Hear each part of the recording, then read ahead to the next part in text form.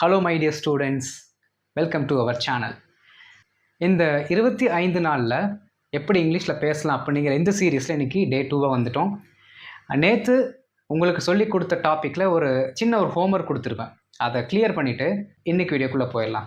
நம்ம சேனலுக்கு தான் ஃபஸ்ட் டைம் வரீங்க அப்படின்னா சப்ஸ்கிரைப் பண்ணிக்கோங்க, அப்புறம் பெல் பட்டன் போட்டு விட்ருங்க. அப்போ தான் நம்ம போடுற வீடியோஸ் உங்களை வந்து சேரும். Okay, right. இப்போ கவனிங்களேன், இந்த ஹோம்ஒர்க்கில் உங்களுக்கு கொடுத்தது என்ன அப்படின்னா, எஸ்விஓவில் டு அப்படிங்கிற ப்ரிப்போசிஷனை ஆட் பண்ணி ஒரு சென்டென்ஸும், எஸ்விஓ கூட வித் அப்படிங்கிற வித் அப்படிங்கிற கன்ஜங்ஷனை ஆட் பண்ணி ஒரு சென்டென்ஸும் உங்களை மேக் பண்ண சொன்னால் நிறைய பேர் ரெஸ்பாண்ட் பண்ணியிருந்தீங்க. வண்டர்ஃபுல். இப்போ கவனிங்க, டூக்கு தமிழில் இக்கு எந்த வார்த்தைக்கு முன்பு வருகிறதோ அதற்கு அப்படிங்கிற மாதிரி மீனிங் மாறிடும் நான் சொல்லி கொடுத்தேன். ஸோ நவுன் ஏதாவது பேர் இல்லாட்டி ஏதாவது பெயரை சார்ந்த சொற்களை சொல்லும்போது அதற்குன்னு மாறும். வேர்புன்னு சொல்லும்போது அந்த செயலுக்கு அப்படின்னு மாறும். ஃபார் எக்ஸாம்பிள், டு வாக் நடப்பதற்கு, டு ஈட் சாப்பிடுவதற்கு, டு மீட் சந்திப்பதற்கு அப்படிங்கிற மீனிங்கில் வந்துடும்.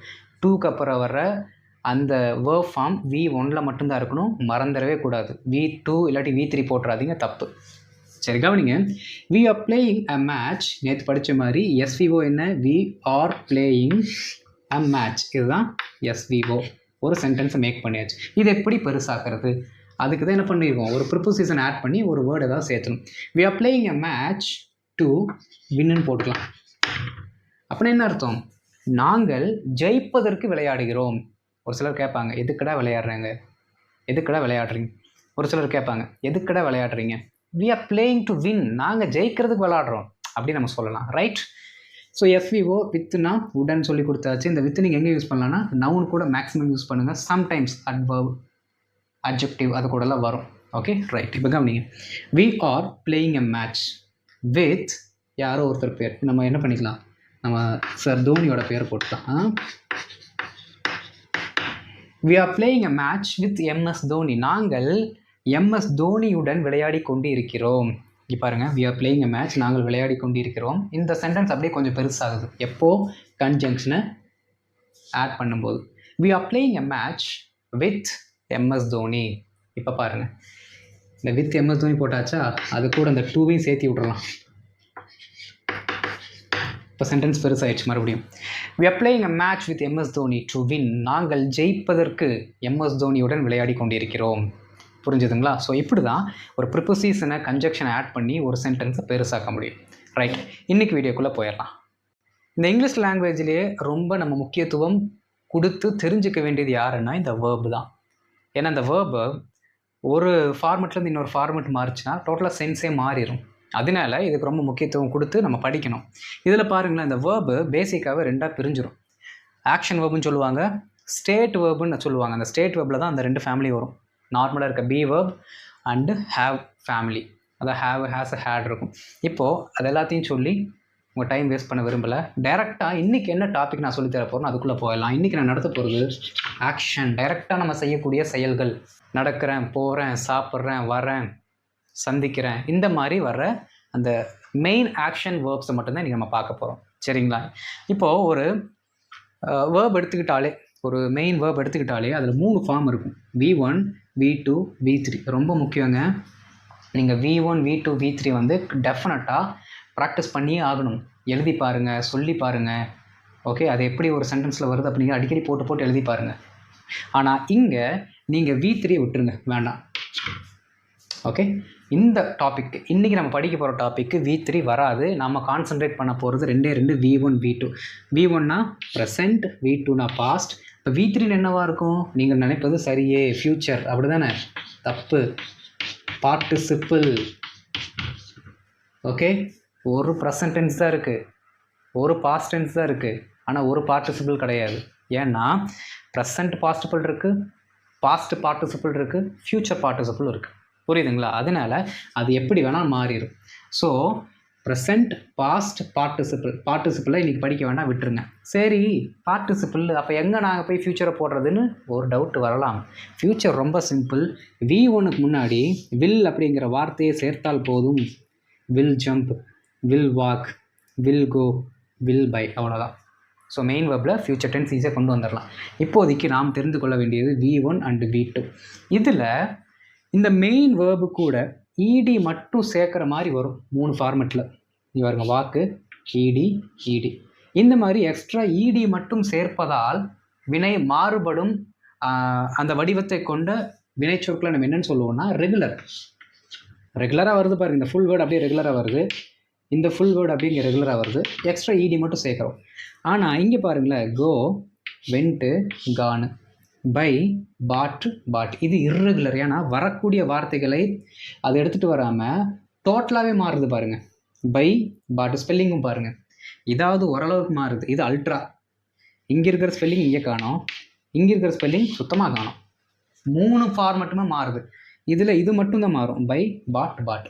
அது எப்படியோ மாறிட்டு போகுது, ஆனால் அது என்னது, இர்ரெகுலர் தான். ஸோ நீங்கள் இர்ரெகுலருக்கு ரொம்ப இம்பார்ட்டன்ஸ் கொடுத்து படிக்கணும். ஏன் தெரியுங்களா? நம்ம அன்றாட வாழ்க்கையில் அதிகமாக உபயோகப்படுத்தும் வேர்ப் இர்ரெகுலர் ஃபேமிலியை சார்ந்தவை.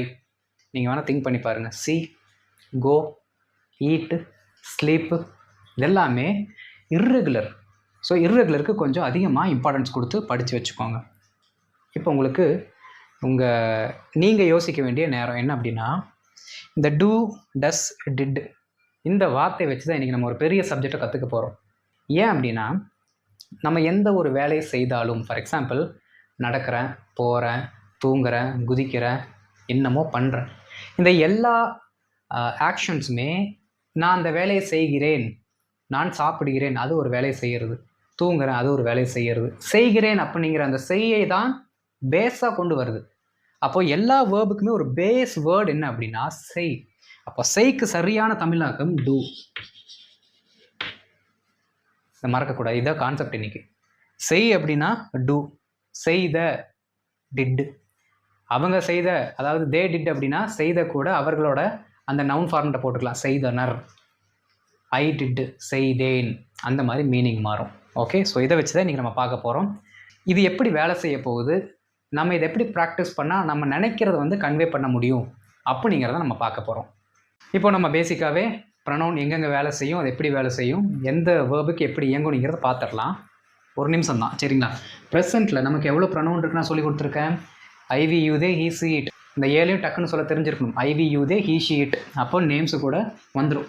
நேமுக்கு என் பேரை வச்சுக்கோங்க. ஃபார் எக்ஸாம்பிளுக்கு பாருங்கள், இதுக்கு தமிழில் உங்களுக்கு தெரியும், அதை நான் சொல்ல விரும்பலை. எது வேணுமோ அதை மட்டும் பார்க்கலாம். ஐக்கு ப்ரெசென்ட்டில் ஆம். ஒரு வேர்பை நான் செய்கிறேன் அப்படின்னா, ஒரு மெயின் ஆக்ஷன் செய்கிறேன்னா டூ. அது ஒரு ஆக்ஷன் வேர்டாக இருந்தால் வாக். ஓகே, ஐ ஆம், ஐ டூ, ஐ வாக், இப்படி சொல்லிக்கலாம். இதில் பாருங்கள், ப்ளூரல் ஃபார்முக்கு வி ஆர், ப்ரெசண்ட்டுக்கு யூ ஆர், தே ஆர் அப்படின்னு வரும். ஓகே, அடுத்து தே டூ, தே வாக். இங்கே பாருங்கள், இந்த இதையை விட்டுருங்க, இது தேவையில்லை, அது பி வேர்ப்ஸில் போயிடும். நமக்கு தேவை இந்த மெயின், இதை மட்டும் நீங்கள் ஃபோக்கஸ் பண்ணாலே போதும். ஓகே, ஃபோக்கஸ், எஃப், சரிங்களா? We do, you do, they do. அதே மாதிரி இங்கே ஹீ ஷீட்டுக்கு டஸ் வரணும், வேர்பு கூட எஸ் வந்துடணும். எங்கே ப்ரெசண்ட்டில். பாஸ்ட்டுக்கு வரும்போது அதெல்லாம் ஒன்றுமே கிடையாது, ஒரே ஃபாதர் தான். நான் சொன்ன மாதிரி ஐயா இருந்தாலும் டிட்டு தான், யூவாக இருந்தாலும் டிட்டு தான், தேவாக இருந்தாலும் டிட்டு தான், ஹீயாக இருந்தால் ஷீயாக தான், யாராக இருந்தாலும் டிட்டு தான், வாக்டு வாக்டு தான். அதில் எந்த மாற்றமும் கிடையாது. இது ஃபஸ்ட்டு நீங்கள் அண்டர்ஸ்டாண்ட் பண்ணிக்கோங்க. ஓகே, இதை பேஸ் பண்ணி தான் நம்ம அடுத்து போகிறோம். ரைட்? நீங்கள் ஒரு சென்டென்ஸை நம்ம சொல்லும்போது அது ப்ரெசண்ட்டில் சொல்கிறோமா, பாஸ்ட்டில் சொல்கிறோமாங்கிறதெல்லாம் தேவையில்லைங்க. அதுக்கு சரியான வார்த்தை தமிழில் என்ன அப்படிங்கிறத மட்டும் புரிஞ்சுக்கிட்டு நீங்கள் பேசினாலே போதும். வந்தான், ஹீ கேம். இதை சொல்கிறதுக்கு வந்தான், அது பாஸ்ட் டென்ஸ். அப்போ பாஸ்ட் டென்ஸில் கம்முக்கு பாஸ்ட் டென்ஸ் என்ன, கேம், அதை தான் சொல்லணும். அப்படி ப்ராக்டிஸ் பண்ணாதீங்க என்றைக்குமே. டக்குன்னு ஒரு வார்த்தை சொன்னால் அதுக்கு என்ன வார்த்தை இங்கிலீஷில் இருக்குது அப்படிங்கிற மாதிரி தெரிஞ்சு வச்சுக்கோங்க.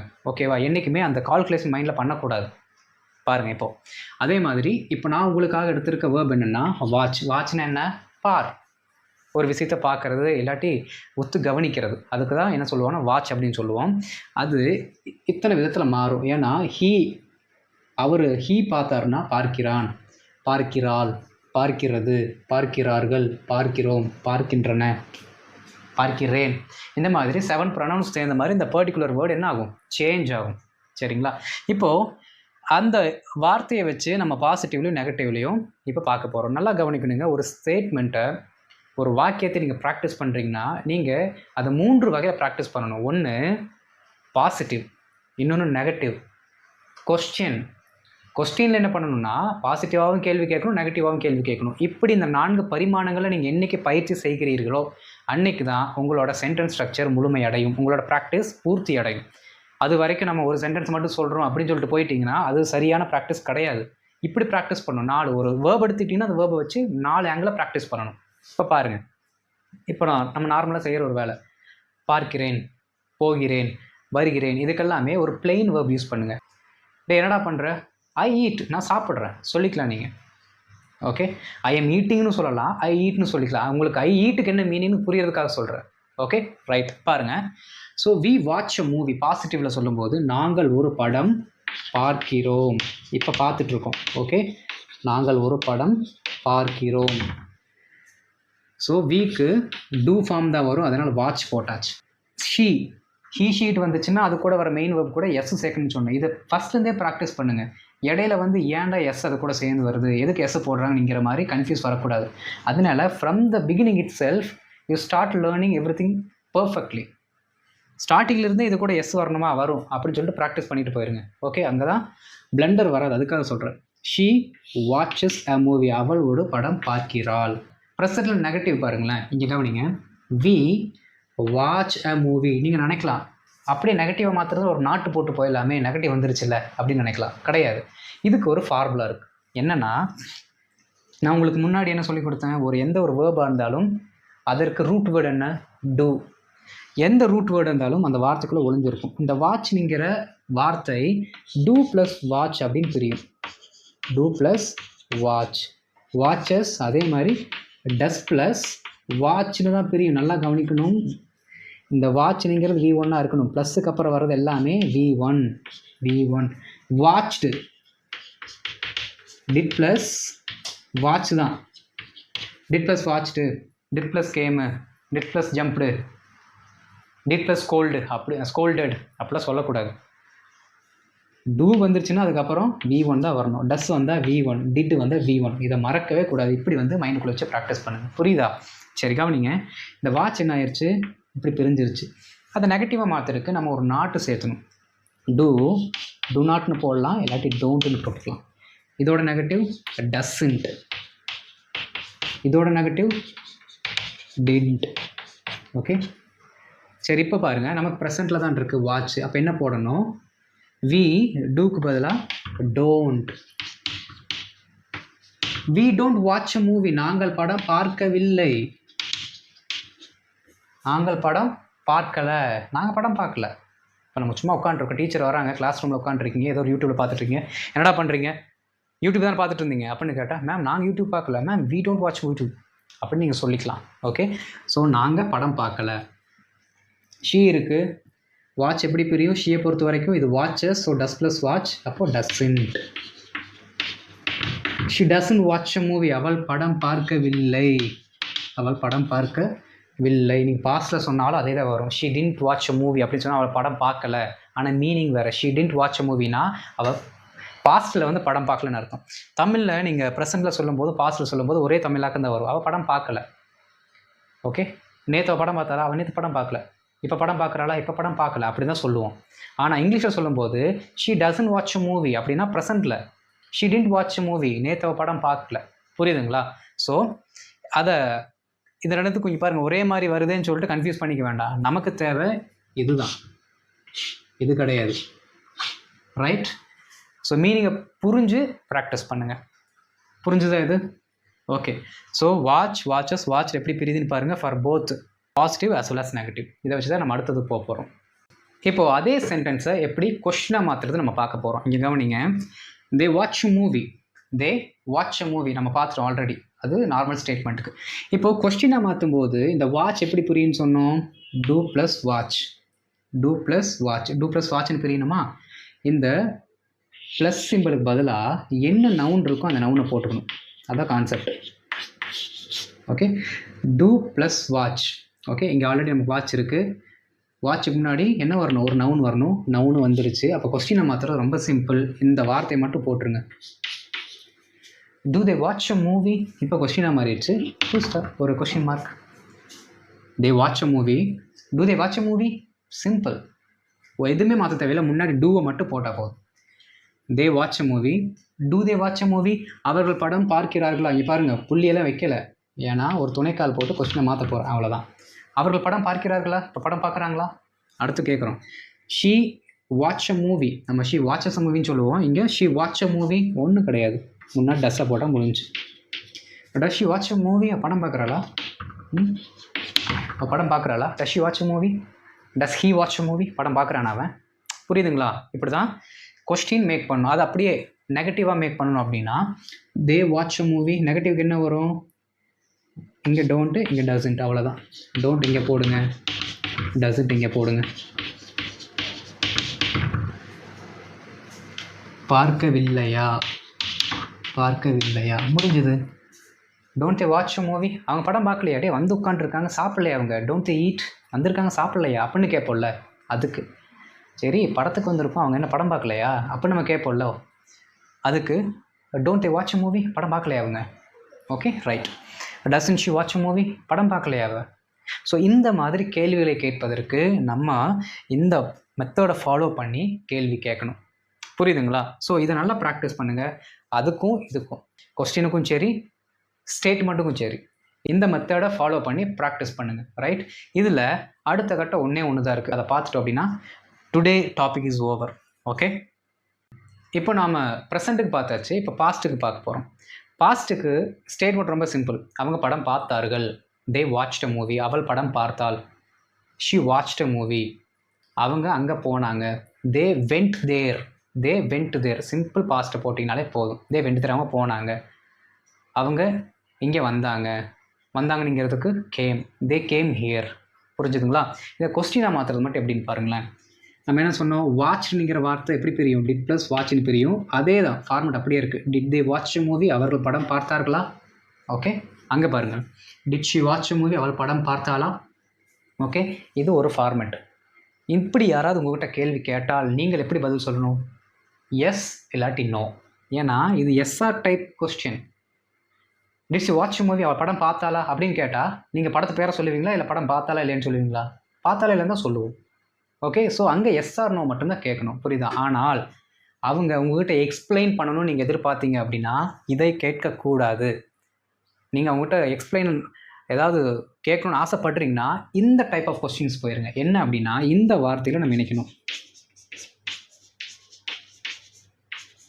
WH. ஓகே, இந்த மாதிரி இருக்க எல்லா WH கொஸ்டின்ஸ் அதெல்லாமே நீங்கள் போட்டுக்கலாம். ஹூ, வென், வேர், ஹவ், நிறையா இருக்குல்ல, அதில் போட்டுக்கலாம். இப்போது எக்ஸாம்பிளுக்கு இந்த 4 நான் போட்டிருக்கேன். பாருங்கள். Did they watch movie? அவங்க படம் பார்த்தாங்களா? போடுங்க, இதை வைய போடுங்க. இப்போது why did they watch movie? Why did they watch movie? அவங்க ஏன்டா படம் பார்த்தாங்க? அவங்க ஏன் படம் பார்த்தாங்க? Why did they watch movie? Why did they go there? அவங்க எதுக்கு அங்கே போனாங்க? Okay, when. When did they watch movie? எப்போ பார்த்தாங்க படத்தை? அவங்க எப்படா படத்தை பார்த்தாங்க? எங்கே அவங்க படம் பார்த்தாங்க? தேட்டர்லையா, வீட்லையா, ரோட்லையா? புரியுதுங்களா? இப்போ நீங்கள் இந்த கேள்வி கேட்குறீங்க, why did they watch a movie? நீங்கள் இப்போ இதை கேளுங்களேன். Did they watch a movie அப்படின்னு கேட்டிங்கன்னா சிம்பிளாக சொல்லிடுவாங்க, எஸ் ஆர் நோ. இங்கே why did they watch a movie இப்படின்னு கேட்டிங்கன்னா அவங்க எக்ஸ்பிளைன் பண்ணணும். அவங்க எதுக்கு பார்த்தாங்கன்னு எனக்கு தெரிலங்க சார்.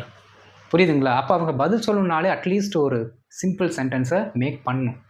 ஸோ ஒரு எக்ஸ்ப்ளனேஷன் வேணும் அப்படின்னா இந்த மாதிரி கொஸ்டின்ஸ் கேளுங்க. இல்லை யாராச்சும் இந்த மாதிரி கொஸ்டின் உங்கள்கிட்ட கேட்டால் நீங்கள் அவங்களுக்கு எக்ஸ்பிளைன் பண்ணணும். அதை மறந்துடக்கூடாது. அடுத்து, how did they watch movie? எப்படி படம் பார்த்தாங்க? டிவிலையா, மொபைலையா, something. But you should know the statement, the structure. How did they watch movie? அங்கே பாருங்கள். Did she watch movie? அவள் படம் பார்த்தாளா? அதே அப்படியே எழுதிட்டு முன்னாடி இதை மட்டும் சேர்க்குறோம். Why did she watch movie? அவள் எதுக்கடா படத்தை பார்க்குறா? Why did she watch movie? When. When did she watch movie? When did she watch movie? எப்போ படம் பார்த்தா? Where did she watch movie? இந்த மாதிரி பெருசாக்கிட்டே போகணும். அடுத்து இதை பண்ணிட்டீங்களா? நீங்கள் அடுத்த கட்டமாக பண்ண வேண்டிய ப்ராக்டிஸ் என்னென்னா, ஷீக்கு மட்டும் போட்டு ப்ராக்டிஸ் பண்ணக்கூடாது. ஐலேருந்து இட்டு வரைக்கும் இருக்கா, ஐவி, யுதே, ஹீ, ஷீட் எல்லாத்தையுமே இங்கே போட்டு ப்ராக்டிஸ் பண்ணணும். Did I watch movie? Did she watch movie? Did he watch movie? Did they watch movie? Did we watch movie? புரியுதுங்களா? Did I come to your home? Did she come to your home? இந்த மாதிரி ஏழையுமே தொடர்ந்து practice பண்ணாதான் நாக்கு பழகும். ஒரு வார்த்தையை மட்டும் ப்ராக்டிஸ் பண்ணிட்டு உட்காந்துட்டு அப்பாடா இதை படிச்சாச்சுடா அப்படின்னு சொன்னீங்க அப்படின்னா மற்ற வார்த்தைகளுக்கு எப்போ ப்ராக்டிஸ் பண்ணுவீங்க? ஓகே, ஸோ ப்ராக்டிஸ் பண்ணும்போது எல்லா ப்ரொனவுன்ஸையும் போட்டு போட்டு போட்டு ப்ராக்டிஸ் பண்ணணும். எதில்? Question positive, question negative, statement positive, statement negative and இந்த ஆடட் ஃபார்ம்ஸை யூஸ் பண்ணி நீங்கள் ப்ராக்டிஸ் பண்ணணும். அதுக்கப்புறம் என்ன பண்ணணும்? Did she watch a movie, did she watch a movie நேற்று சொல்லி கொடுத்தது வித்தை போட்டு ப்ராக்டிஸ் பண்ணணும். Did she watch a movie with her mother. புரியுதுங்களா? இந்த மாதிரி ப்ராக்டிஸ் பண்ணுங்கள். இதுதான் எக்ஸாக்ட் ப்ராக்டிஸுங்க. இதை தவிர நம்ம சொல்லித்தரதை மட்டும் ப்ராக்டிஸ் பண்ணக்கூடாது. எக்ஸ்ட்ரா கன்ஜங்ஷன் ப்ரிப்போசிஷன்ஸையும் நீங்கள் ப்ராக்டிஸ் பண்ணும்போதெல்லாம் சேர்த்து உங்களுடைய சின்ன அந்த ஒரு சென்டென்ஸை பெருசாக்கி ப்ராக்டிஸ் பண்ணுங்கள். அப்போ தான் நீங்கள் பெருசாக பேசும்போது உங்களுக்கு ரொம்ப ஸ்ட்ரகிளாக ஃபீல் ஆகாது. ஓகே, இப்போது உங்களுக்கு ஒரு 3 வேர்ப் ஃபார்ம் கொடுக்குறேன். அந்த 3 வேர்ப் ஃபார்மை ப்ராக்டிஸ் பண்ணி பாருங்கள். இதில் ஏதாவது ஒரு கொஸ்டினாக நீங்கள் மாற்றி கமெண்ட்டில் போடுங்க. ஓகே, அது என்ன அப்படின்னா, 1 ஸ்டடி, 2வது ஸ்விம், 3வது fight. Okay, first one study, second one swim, third one is fight. இதுக்கு V1 V2 என்னென்னு பார்த்துக்கோங்க. இதுக்கு V1 V2, இதுக்கு V1 V2. அண்டு முக்கியமான விஷயம் என்ன அப்படின்னா, இப்போ நான் எழுதி போடுறது எல்லாமே PDF-ஆக உங்களுக்கு ட்ரைவில் கொடுத்துருவேன். அதை விட முக்கியமானது, நம்ம அன்றாட வாழ்க்கையில் நாம் யூஸ் பண்ணுற அந்த வேர்பு கிட்டத்தட்ட ஒரு 200லேருந்து 250 வேர்பு ரொம்ப முக்கியம். அதோட PDF-ஐ டிஸ்கிரிப்ஷன் பாக்ஸில் போடுறேன், டவுன்லோட் பண்ணிக்கோங்க. அதை பார்த்து ப்ராக்டிஸ் பண்ணுங்கள். ஓகே, ஸோ அடுத்து Day 3ல் நாம் அடுத்த டாப்பிக்கை பார்க்கலாம். ஓகே, ஸோ இந்த வீடியோ உங்களுக்கு பிடிச்சிருந்துச்சுன்னா லைக் பண்ணுங்கள், ஷேர் பண்ணுங்கள். வீடியோவை ஸ்கிப் பண்ணாமல் ஃபஸ்ட்லேருந்து கடைசி வரைக்கும் பார்த்து நோட்ஸ் எடுங்க. அதுதான் ரொம்ப முக்கியம். தேங்க்யூ.